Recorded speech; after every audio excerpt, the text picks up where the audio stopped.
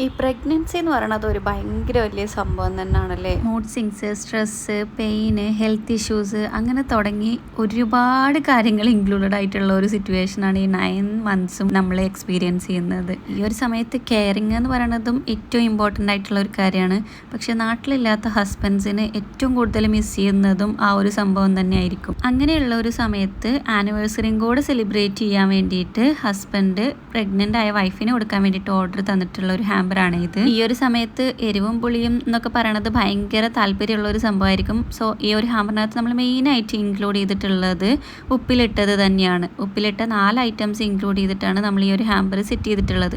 പിന്നെ അതുപോലെ തന്നെ നൊസ്റ്റാൾജിക് ആയിട്ടുള്ള ക്രേവിങ്സ് വരുന്ന ഒരു വൈഫും കൂടെ ആണെങ്കിൽ പിന്നെ പറയാൻ വേണ്ട. സോ അതിൽ നിന്നും നമ്മൾ ഒരുപാട് ഐറ്റംസ് ഇൻക്ലൂഡ് ചെയ്തു.